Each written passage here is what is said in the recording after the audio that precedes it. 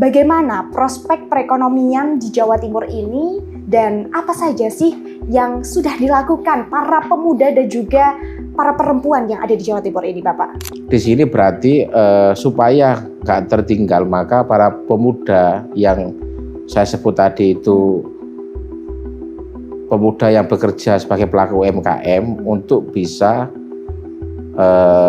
memanfaatkan digitalisasi dengan baik ya? Dengan baik ya. Anaknya ibu-ibu tadi itu, entah pemuda ataupun pemudi, itu bisa diedukasi supaya digital, iya, gitu supaya melek digital. Sehingga kalau itu sudah diedukasi dan melek digital, paling enggak nanti dia bisa membantu ibunya. Ya.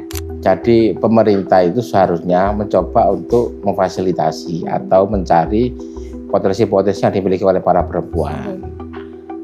Memang kita tahu bahwa potensi itu enggak semuanya itu pada UMKM. Ada potensi-potensi lain yang dimiliki oleh para perempuan itu. Para perempuan itu. Nah itu coba difasilitasi. Nah yang sudah berjalan itu sudah sejauh mana? Yang belum itu apa? Nah itu sebenarnya butuh dukungan juga dari pihak pemerintah. Ya, betul. Support modal, pendampingan itu juga penting untuk para mereka pelaku UMKM.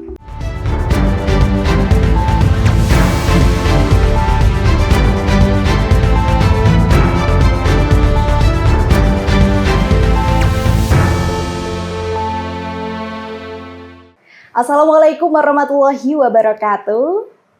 Selamat datang di ABTV In Podcast, bukan sekedar bicara lebih dekat, lebih paham. Oke, kali ini saya Tasya akan membersamai Anda semuanya untuk mendengarkan sebuah podcast yang bertema tentang bagaimana sih peran perempuan dalam pemuda mendorong pertumbuhan ekonomi di Jawa Timur. Tentunya dengan narasumber kita yang sangat-sangat menginspiratif pada hari ini. Kita akan berbincang-bincang bersama dengan Bapak Salim Azhar, anggota Komisi C Dapil Jatim 10 Jombang Mojokerto, fraksi PKB. Nah, sebelum itu kita melihat ya, pertumbuhan ekonomi Jawa Timur pada tahun 2025 ini menghadapi tantangan sekaligus peluang besar. Nah, sebagai salah satu provinsi dengan kontribusi ekonomi terbesar di Jawa Timur, khususnya Jawa Timur ini terbesar kedua di Indonesia. Nah, ditopang oleh sektor UMKM, industri perdagangan, pertanian, dan pariwisata. Namun di tengah persaingan yang global ini dan juga transformasi digital, peran aktor sosial yang vital yakni perempuan dan pemuda belum sepenuhnya dimaksimalkan, dan perempuan sebagai motor UMKM dan pemuda juga sebagai generasi inovatif dapat menjadi penggerak penting dalam menciptakan pertumbuhan ekonomi inklusif, kreatif, dan juga berkelanjutan. Baik, nanti kita akan bincang-bincang dan juga tanya-tanya nih seputar peran perempuan dan pemuda untuk mendorong pertumbuhan ekonomi di Jawa Timur khususnya. Itu seperti apa? Dan kita sambut ini Bapak Salim Azhar sebagai anggota Komisi C Dapil Jatim 10 yang menaungi kota Jombang dan juga Mojokerto, fraksi PKB. Selamat siang Bapak. Siang. Selamat siang. Bagaimana Bapak aktivitas hari ini dan juga kesibukan hari ini itu seperti apa? Ya, aktivitasnya lumayan, kesibukannya juga lumayan. Dan saat ini apa kesibukannya dalam dunia pemerintahan gitu ya? Ya, kesibukannya rapat. Wah, rapat ya, pastinya ya. Rapat dan rapat. Ya, itu tepatnya di satu tempat saja atau di mana-mana ini Bapak? Berpindah-pindah? Berpindah-pindah.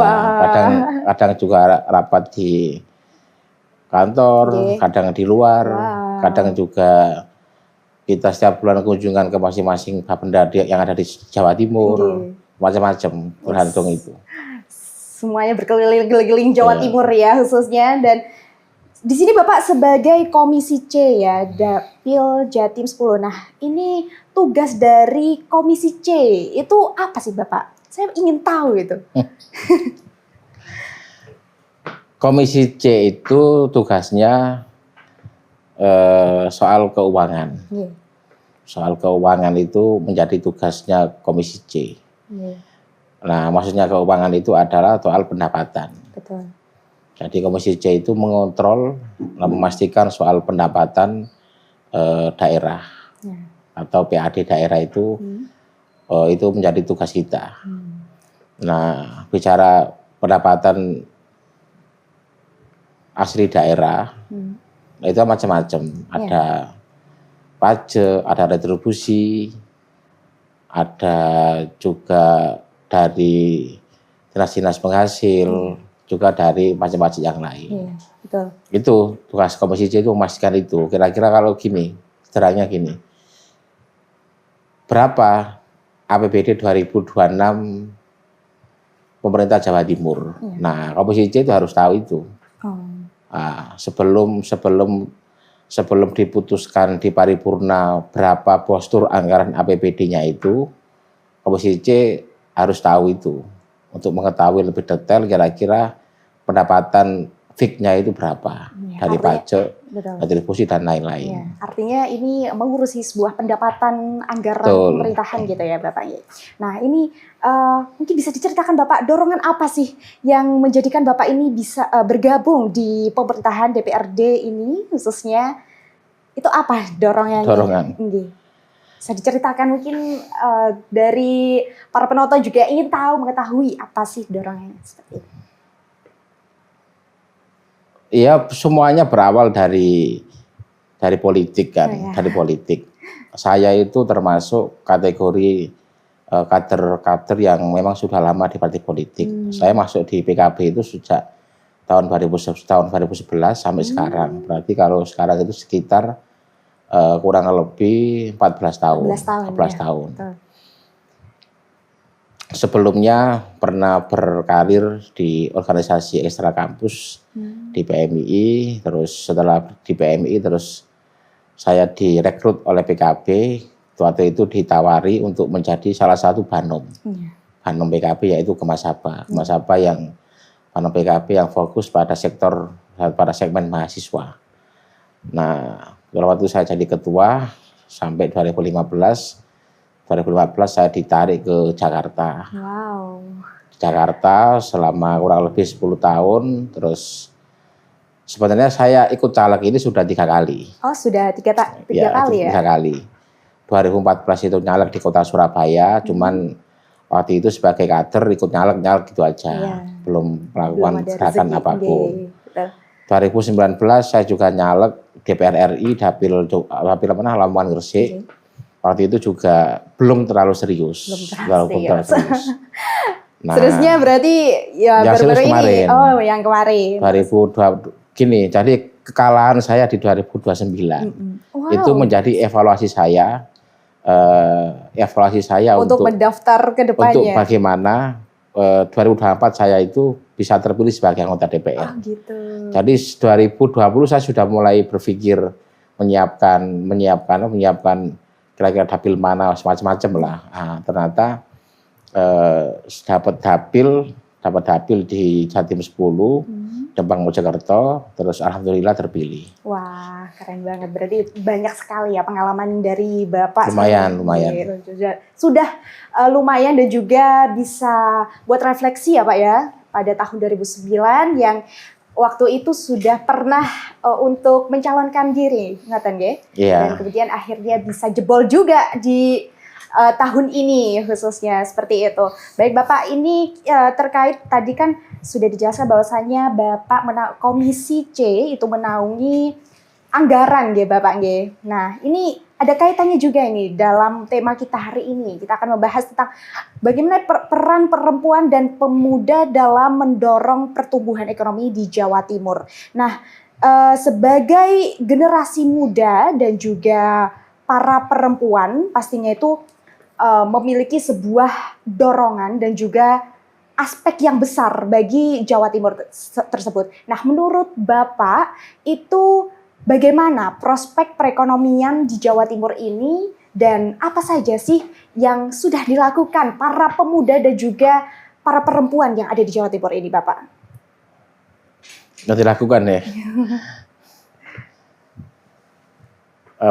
Kalau kondisi saat ini ya, perekonomian Indonesia ini belum stabil. Nah, kalau ditanya soal peran pemuda atau perempuan dalam hal berkontribusi soal ekonomi, saya kira semua segmen itu bertanggung jawab. Jadi pemuda, perempuan, atau yang agak-agak tua, semuanya itu berkontribusi dalam rangka membangkitkan ekonomi yang ada di Indonesia, khususnya di Jawa Timur.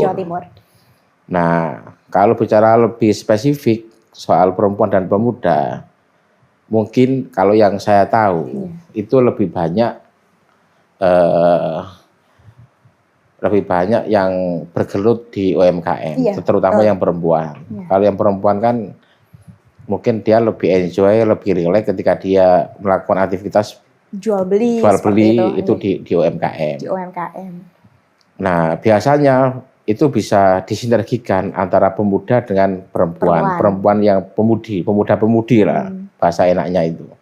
Bisa disinergikan, artinya yang perempuan itu bekerja di UMKM, yang nanti yang pemuda itu bisa membantu support. Ya, betul. Bantu support itu bisa membantu soal digitalisasinya, soal pemasarannya, atau bahkan mungkin soal manajemen. Tapi saya kira kalau manajemen lebih pas pemudi lah ya. Iya, betul.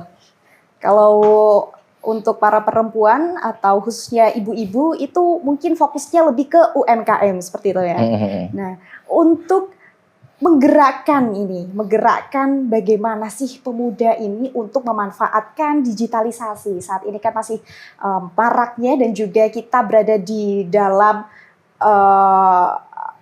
lingkungan atau yang sudah bernaungan atau digitalisasi 4.0 dan itu tentunya kita sekarang sudah harus menggunakan digitalisasi ini dalam kehidupan kita sehari-hari. Nah, itu bagaimana sih Bapak untuk memanfaatkan digitalisasi tersebut untuk menstabilkan perekonomian yang ada di Jawa Timur itu sendiri, khususnya bagi pemuda seperti itu? Jadi gini Mbak, pemuda itu kan lebih umum Mbak, lebih universal. Jadi kita tarik aja lebih spesifik kira-kira ke pemuda yang bergerak dalam bidang apa. Taruhlah dalam bidang UMKM. Nah, kalau dalam bidang UMKM bagaimana caranya pemuda ini memanfaatkan digitalisasi kan gitu. Berarti dengan berkembangnya zaman yang hari ini semuanya serba teknologi dan digitalisasi, maka itu para pemuda yang fokus pada segmen UMKM tadi itu harus bisa adaptasi. Paling tidak bisa memainkan digitalisasi itu dengan baik supaya dia bisa memanfaatkan itu untuk dalam hal pemasaran atau dalam hal manajemen itu bisa lebih bagus. Nah, kalau dia tidak cepat beradaptasi nanti akan ketinggalan. Kayak di podcast saya di yang lalu itu kan juga pernah disinggung soal peran pemuda. Bukan peran pemuda, kestabilan antara pasar online dengan pasar tradisional. Ya. Nah, artinya di sini berarti supaya nggak tertinggal, maka para pemuda yang saya sebut tadi itu pemuda yang bekerja sebagai pelaku UMKM untuk bisa memanfaatkan digitalisasi dengan baik ya. Dengan baik ya. Berarti artinya kita sebagai pemuda gitu harus memanfaatkan sebaik-baiknya digitalisasi dan tentunya itu bisa membuat dampak yang besar ya Bapak ya, impact juga untuk perekonomian yang ada di Jawa Timur khususnya seperti itu. Nah, ini untuk tadi sudah disinggung bahwasanya ada pasar tradisional dan juga pasar yang modern atau online ya sekarang itu. Nah, maraknya seperti itu. Nah, untuk ibu-ibu nih Bapak, untuk ibu-ibu khususnya perempuan yang sudah berumah tangga khususnya, itu terkadang mereka itu bingung bagaimana sih caranya untuk memasarkan produk produk mereka, tetapi mereka itu masih berjualan di pasar tradisional seperti itu. Nah, itu bagaimana Bapak? Mungkin ada pemerintah mempunyai sebuah peran atau strategi untuk hal tersebut.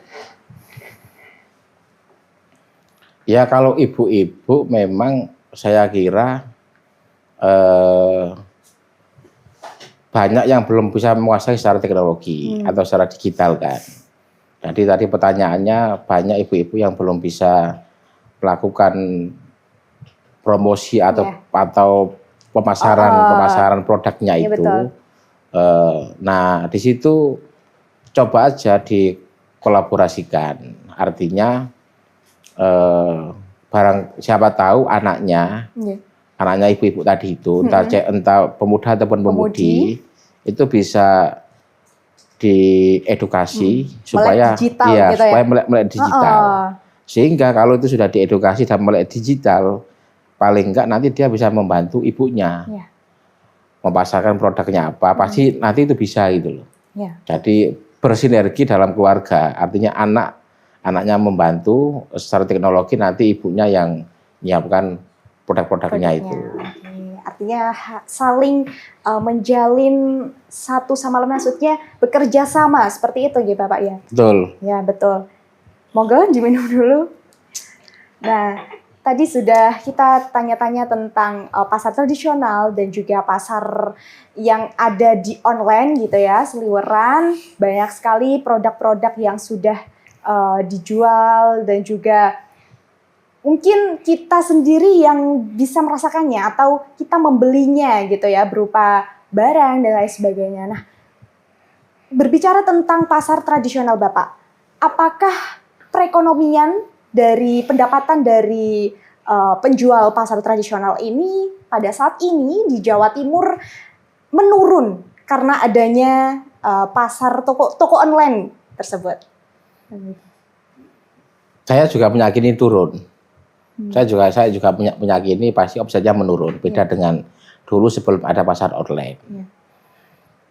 Nah, tentunya itu juga pasti harus jadi perhatian khusus kita, bagaimana bisa berjalan yang seimbang lah antara online sama tradisional tadi itu. Nah, di sini ini perannya para pemuda dan pemudi itu.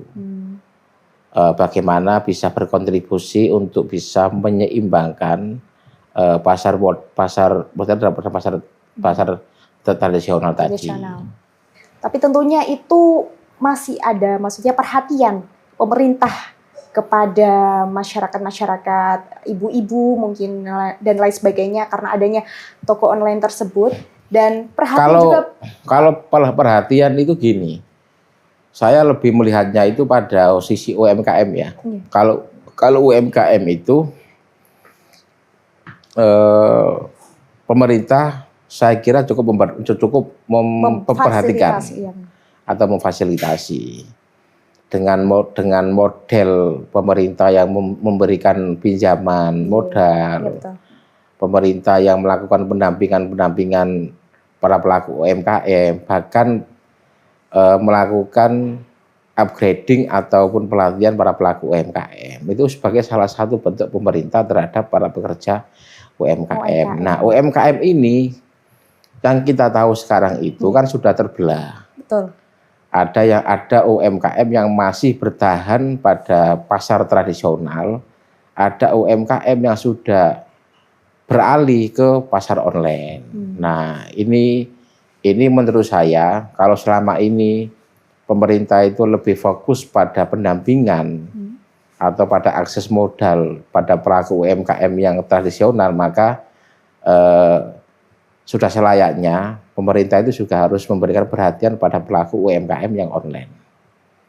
Memang online itu nggak terlalu butuh modal sih, maksudnya nggak terlalu butuh modal banyak kayak yang tradisional, karena dia nggak, tapi paling tidak harus ada support atau perhatian, sentuhan lah untuk para mereka. Artinya harus sama-sama perhatian ya antara pasar tradisional maupun di toko online tersebut. Seperti itu nggih Bapak? Harusnya begitu, meskipun kita sama-sama tahu bahwa hari ini yang lebih dominan itu adalah pasar toko online kan. Nah, itu juga harus menjadi perhatian para pemerintah. Iya, betul.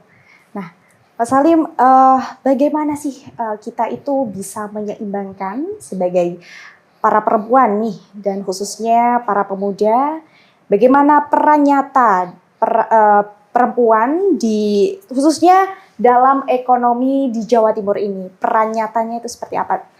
Selain dari adanya UMKM itu tadi, mungkin ada program lain dari pemerintah tentunya yang bisa diberikan kepada para perempuan untuk meningkatkan stabilitas ekonomi yang ada di Jawa Timur khususnya. Kalau perempuan itu saya kira UMKM itu apa coba kira-kira menurut sampean? Mungkin ada pelatihan seperti itu, Bapak. Pelatihan itu buat apa dulu? Pelatihan untuk membuat, ya juga sih, membuat sebuah produk ataupun talenta-talenta dari ibu-ibu. Gini maksudnya gini. Jadi pemerintah itu seharusnya mencoba untuk memfasilitasi atau mencari potensi-potensi yang dimiliki oleh para perempuan. Memang kita tahu bahwa potensi itu enggak semuanya itu pada UMKM. Ada potensi-potensi lain yang dimiliki oleh para perempuan itu. Nah itu coba difasilitasi. Kalau semisal perempuan itu punya bakat dalam hal keilmuan, ya difasilitasi supaya jadi pengajar atau apa gitu kan, atau apa. Kalau dia punya potensi dalam bakat motong rambut, buatkan salon. Nah, tapi tetap lagi itu maksudnya di UMKM kan nanti kan. Tetap lagi maksudnya tetap di UMKM. Berarti ya salah satu aspek utamanya ya di UMKM itu tadi. Ya. Betul. Dari UMKM itu tadi, apakah sudah membantu sebuah perekonomian yang ada di Jawa Timur ini, Bang? Membantu. Jatim itu termasuk pelaku UMKM-nya terbesar setelah Jawa Barat. Oh, wow. Dan putarannya juga lumayan bagus, lumayan bagus. Tapi menurut saya juga tetap harus ditingkatkan. Kita masih nomor 2 setelah Jawa Barat, kalau bisa kita nomor 1.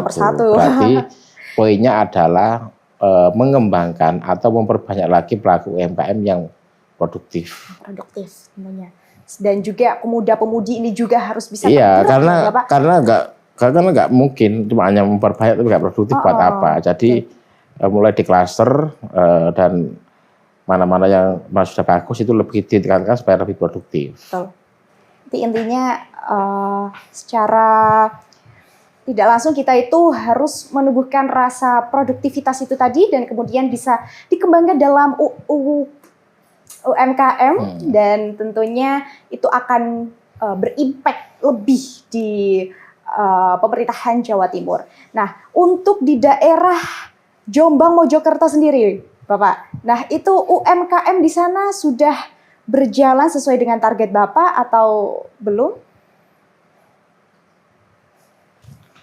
Kalau menurut saya sih belum, karena masih belum banyak produk yang dijual kan.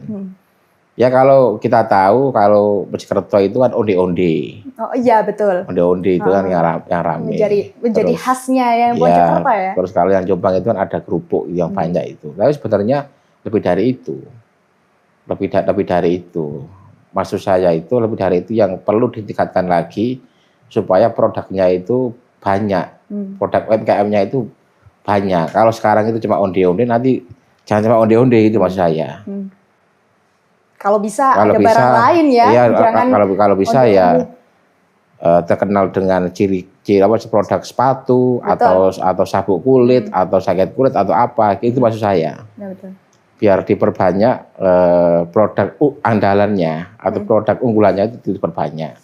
Tadi saya bilang kenapa belum, karena menurut saya yang lebih terkenal atau lebih banyak konsumennya itu masih itu tadi.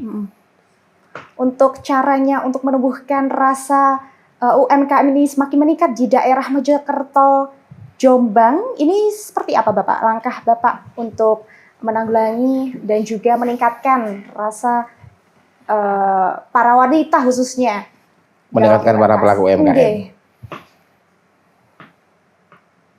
Kalau menurut saya yang pertama itu adalah kemauan dan kesungguhan.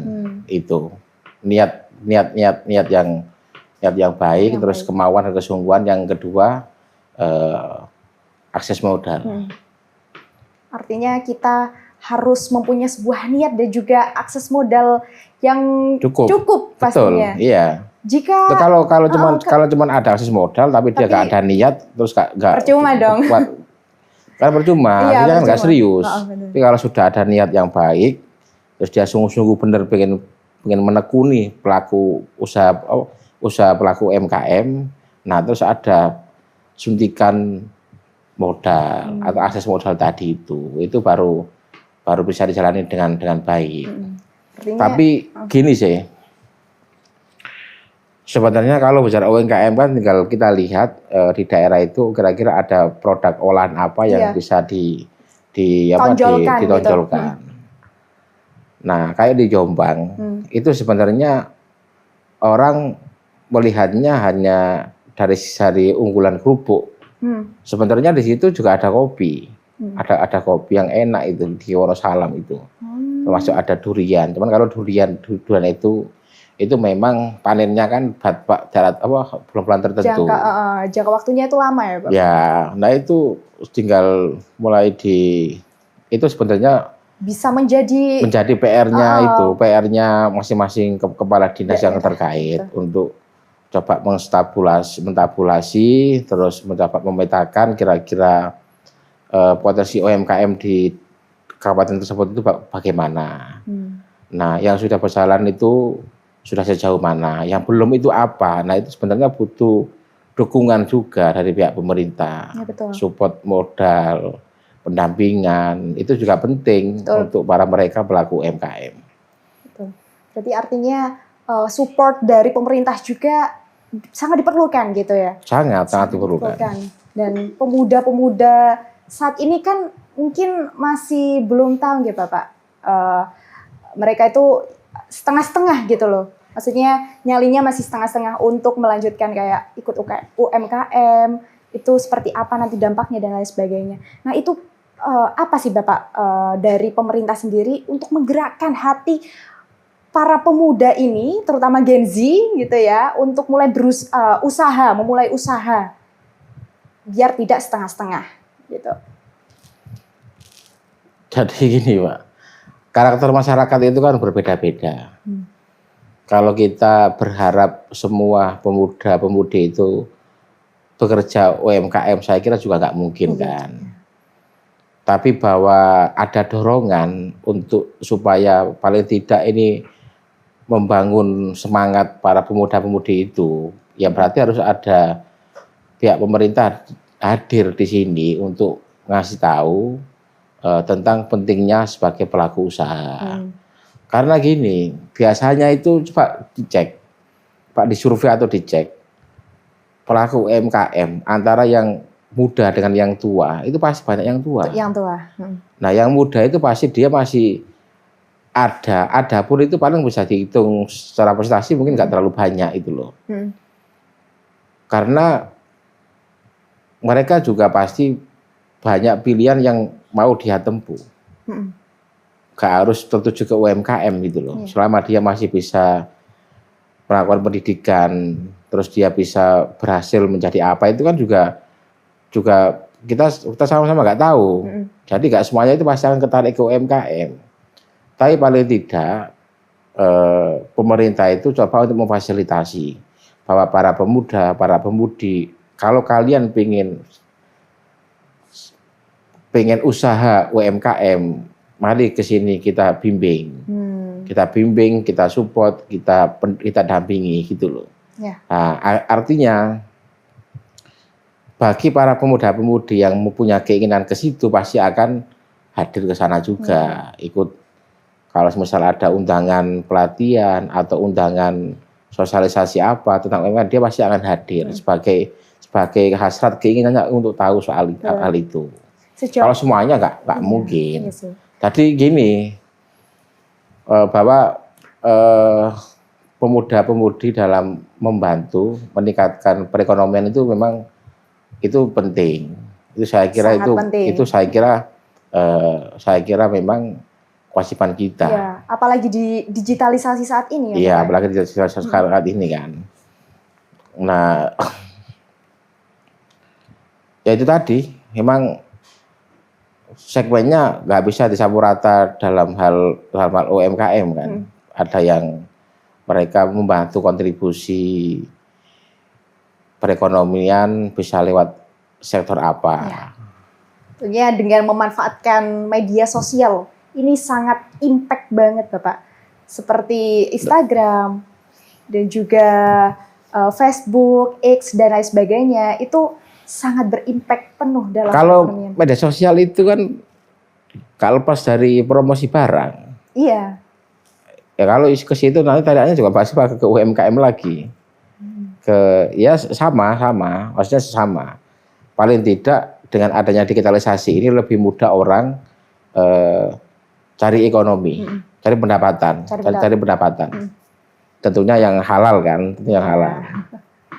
Ya betul, tentunya dengan adanya digitalisasi ini sangat bermanfaat sekali, sangat bermanfaat, apalagi bagi para wanita dan juga pemuda-pemudi yang ada di Indonesia dan juga khususnya di Jawa Timur. Dan pastinya saat kita melakukan atau mengusahakan secara penuh gitu, dengan setulus hati, dengan niat yang penuh, UMKM ini pasti akan terjalankan dengan baik seperti itu gitu Pak. Nah mungkin ada pesan dan juga kesan terkait semangat untuk menumbuhkan rasa jiwa peran wanita untuk menambah ekonomi. Jangan wanita, pemudi dan juga wanita gitu loh khususnya Bapak. Dan pemudi itu wanita. Pemuda kan cowok kan, pemudi itu wanita. Iya, mohon maaf. Ya. Wanita dan juga pemuda seperti itu. Bagaimana Bapak pesannya gitu untuk menumbuhkan ekonomi yang ada di Jawa Timur ini?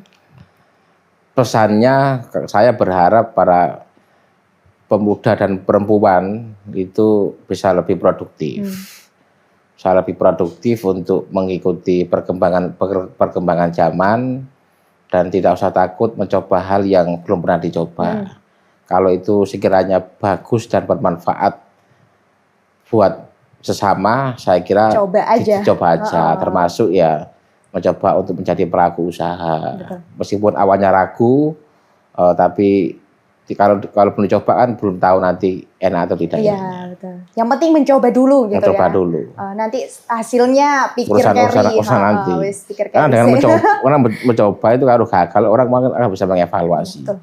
Biasanya kan manusia itu, orang itu ketika sudah mencoba terus gagal dia putus asa. Pantang menyerah udah. Gagal putus asa. Nah, kalau gagal terus dia mau mengevaluasi kira-kira di mana letak gagalnya itu, dia bisa berbenah untuk memperbaiki itu. Masuk kayak kita ini kan kalah udah 3 kali. Ya, itu. Dari kalah terus akhirnya kan kita terpilih. Itu juga bagian dari mengevaluasi supaya kita bisa berbenah. Benar. Jadi kita harus jangan terlalu pantang menyerah ya teman-teman semuanya, dan juga para wanita yang ada di Jawa Timur khususnya, kita harus semangat untuk meraih kesuksesan dan juga apa yang akan kita capai seperti itu ya Bapak ya. Oke, bisa dicukupkan. Terima kasih ya Bapak. Sangat berdaging banget pembicaraan kita pada hari ini, dan saya ucapkan banyak terima kasih sudah hadir di podcast In ABTV hari ini, dan saya tutup, saya Tasya. Cukup sekian, terima kasih. Wassalamualaikum warahmatullahi wabarakatuh. Waalaikumsalam warahmatullahi wabarakatuh.